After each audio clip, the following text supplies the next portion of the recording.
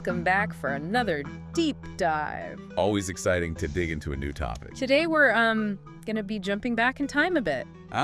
Going retro. Exactly, back to the golden age of 8-bit gaming. Still holds up surprisingly well. Yeah, well, we're talking about Head Over Heels. A true classic. For sure, released back in 1987. Can you believe it's been that long? I know, crazy. That's game.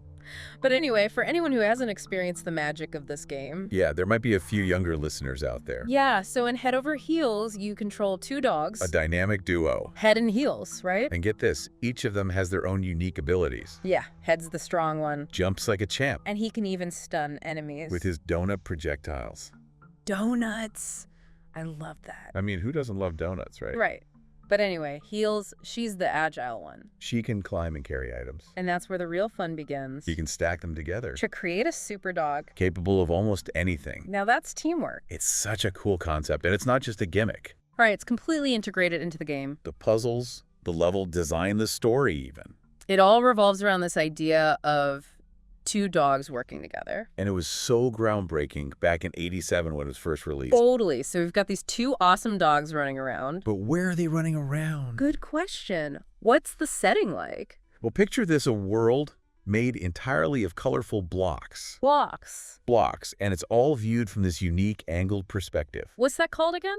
That's the isometric viewpoint. Isometric. So that's what gives it that distinct look. Exactly. And it was revolutionary for its time. Really? It allowed the developers to create these sprawling levels with amazing depth and complexity. Wow. All within the limitations of 8-bit technology. So it wasn't just about the cool characters and the merging mechanic. No. There was some serious technical innovation happening behind the scenes. Absolutely.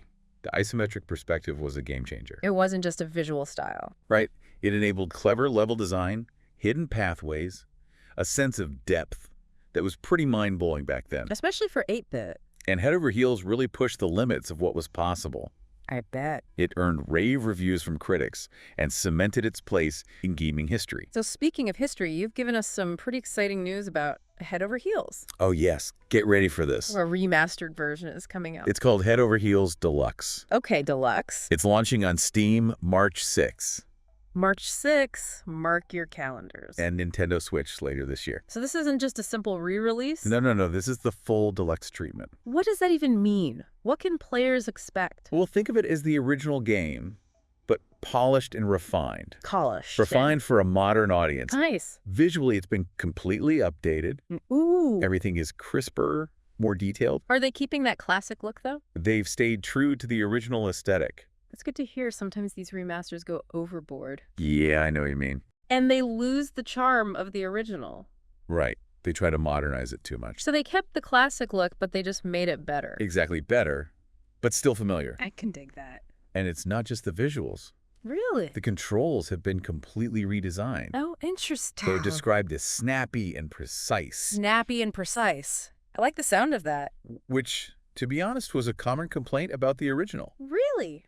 The dogs could feel a bit clunky to control at times. Clunky, I can see that. So this is a huge improvement. So they listen to player feedback. It seems like it. That's awesome. But for the purists out there, The purists. they've included a classic mode Classic mode. that reverts back to the original graphics and sound. Oh, wow. So Yeah. you can experience the game exactly as it was back in the 80s. Clunky controls and all. I love A little trip down memory lane. But for players who might be completely new to Head Over Heels, The newbie. what's the gameplay actually like? Well, you're guiding Head and Heels through these intricate levels. Intricate levels. Okay. And you're collecting crowns Crowns. scattered throughout the game. Right, crowns. Well, they're the key to progressing through the game and ultimately winning. Ah, okay. And to get those crowns, you need to solve puzzles, outsmart enemies, Sounds challenging. and of course, master the art of merging and separating the two dogs. Oh, yeah.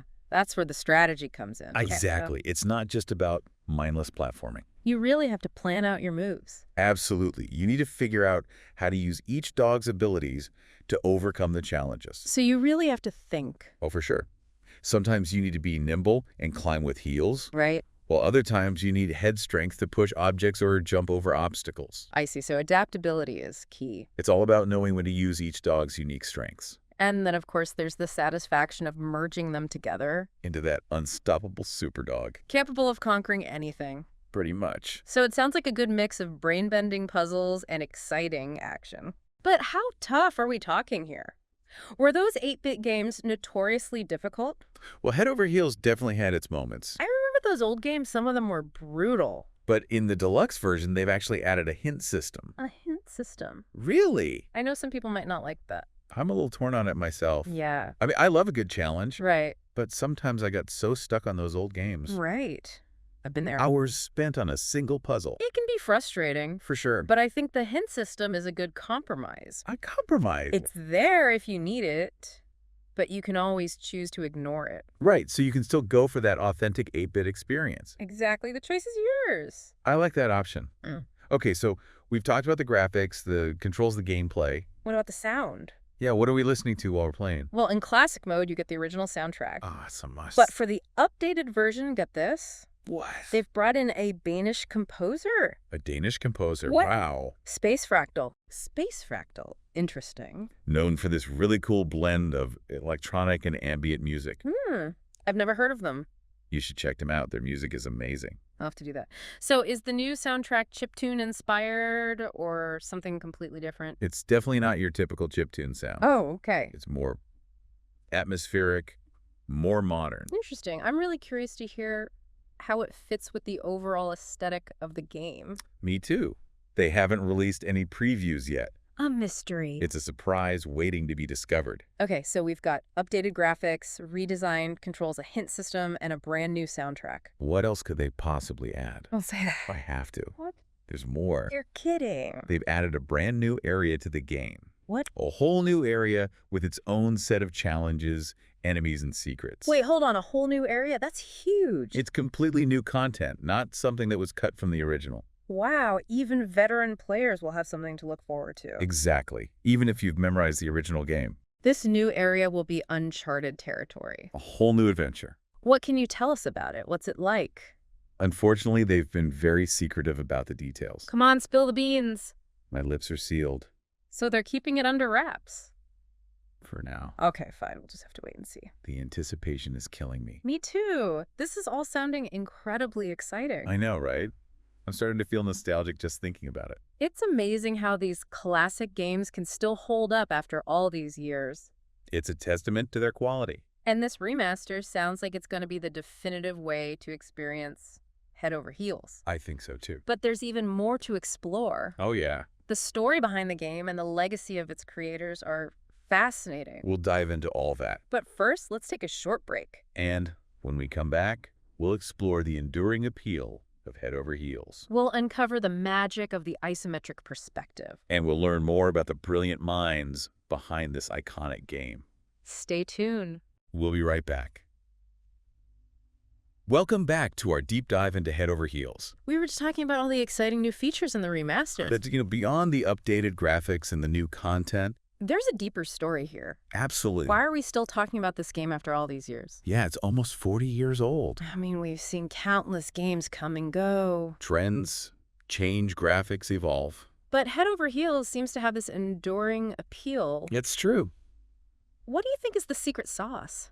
Well, I think it has a lot to do with the game's innovative spirit. Innovative. Yeah, back in 1987, the idea of controlling two separate characters. Each with their own abilities. Exactly, it was revolutionary. And then you add in the merging mechanic. The isometric perspective. Those incredibly well-designed puzzles. You have a recipe for a truly groundbreaking game. You know, you keep mentioning the isometric perspective. It's hard not to. And I have to admit, that's something I always found fascinating about Head Over Heels. What is it about it that you find so fascinating? It gave the game this sense of depth.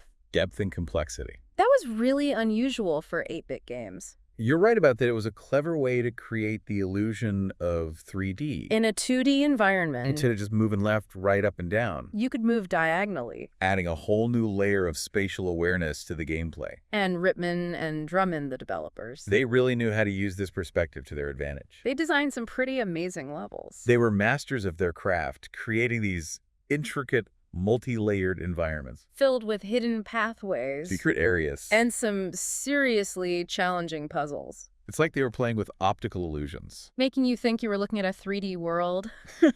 When it was all cleverly rendered on a flat screen. And it wasn't just a visual trick. Right. It had a real impact on the gameplay. You had to think differently. To consider multiple perspectives. To really explore the environment, to uncover its secrets. That's a big part of what makes Head Over Heels so memorable. It challenged players in a way that few other games did at the time.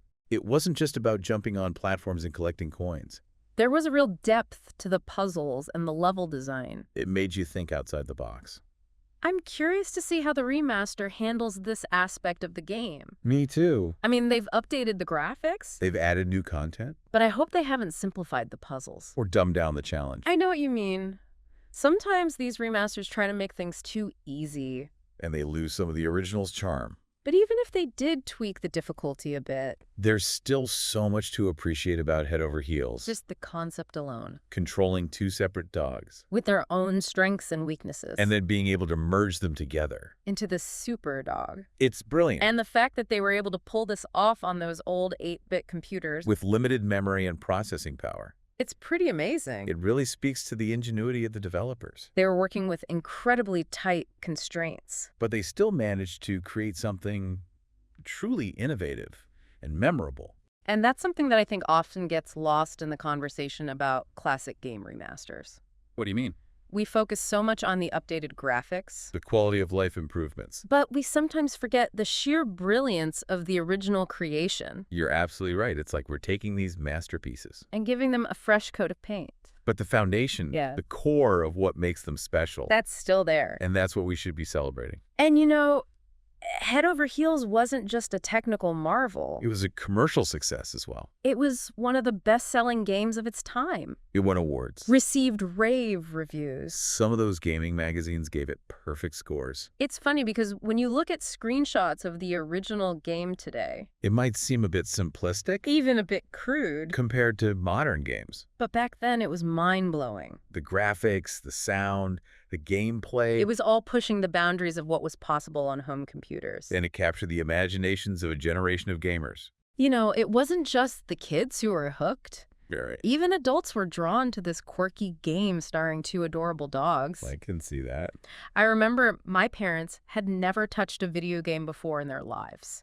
Really? And they got completely absorbed in Head Over Heels. That's amazing. They would spend hours trying to solve those puzzles. Laughing and strategizing together. It was really something to see. That's a testament to the game's universal appeal. It didn't matter if you were a seasoned gamer or a complete novice. Head Over Heels had something to offer everyone. It was challenging, But accessible. charming, And, most importantly, fun. and that's probably why it stood the test of time. It's not just a game. It's an experience, a memory. A shared moment of joy, frustration, and triumph. And that's something that transcends generations. You've hit the nail on the head. It's those shared experiences, those memories that we form around these games. And make them truly special. And it's exciting to think that a whole new generation of players, We'll get to create their own Head Over Heels memories. with this remaster. It's a beautiful thing. I am curious, though, About what? how will they react to it? It's a good question. I mean, gaming has changed so much since 1987. It's a completely different landscape. Will they appreciate the challenge, the charm, The quirks of this classic game. or will it feel dated and clunky compared to the games they're used to? That's the million-dollar question. I have a feeling Head Over Heels will win them over. You think so? There's a timelessness to its design. A purity of gameplay that transcends trends and technology. And the remaster seems to be striking a good balance. Between preserving the original spirit And adding modern touches. to make it more accessible. I hope you're right. Me too. I hate to see this classic game get lost in the shuffle. Overshadowed by all the flashy, high-budget games that come out every year. You know, there's a real hunger for nostalgia these days. You're right about that. A desire to reconnect with those simpler, more innocent times. And Head Over Heels embodies that perfectly. It's like comfort food for the soul. It takes us back to a time when things were less complicated. When the biggest challenge we faced. Was figuring out how to get head and heels to that next crown. And sometimes that's all we need. A little escape. A reminder of the simple joys of gaming. And Head Over Heels provides that in spades. So we've been deep diving into Head Over Heels. But it's just one example of a much larger trend. Classic games are making a comeback. In a big way. Why don't we shift gears a little bit? And talk about the broader context of classic game remasters. Let's delve into that after a short break. When we come back, we'll explore the reasons behind this resurgence of classic games. the challenges of remastering them for a modern audience. And what it all means for the future of gaming. Stay with us! And we're back, folks, still diving deep into the world of classic games. Picking up right where we left off talking about those remasters. You know, it's funny, we've been so focused on Head Over Heels. Yeah, it's a pretty captivating game. It really is, but it's easy to forget that this is all part of a much bigger trend. Absolutely, classic games are making a serious comeback. It's like the gaming industry is rediscovering its roots. I think that's a great way to put it. A rediscovery of roots. So what do you think is driving this retro gaming renaissance? Is it just pure nostalgia? Or is there something more to it? Nostalgia is definitely a huge factor. For sure. I mean, for a lot of us who grew up playing these classic games, They hold a special place in our hearts. absolutely, they evoke memories of simpler times, you know? Carefree afternoons spent in front of the TV. The thrill of conquering that really tough level, Exactly. And these remasters offer a chance to relive those experiences. but with a modern twist. It's like revisiting a favorite childhood book or movie. You appreciate it on a whole new level as an adult. But it still brings back those warm, fuzzy feelings. Exactly, but I think there's more to it than just nostalgia. You do? I think there's also a growing appreciation for the artistry and craftsmanship of these classic games.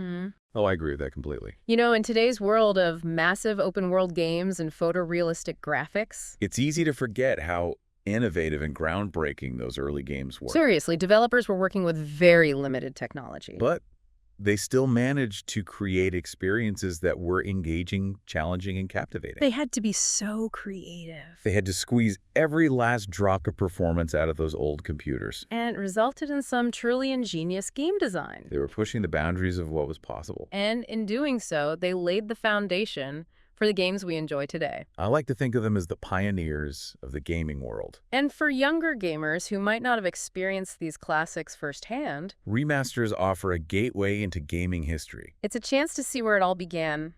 to appreciate the evolution of the medium, I imagine it's like discovering a lost world. seeing how games were designed and played before online multiplayer, Before expansive open worlds. and all the bells and whistles we take for granted today.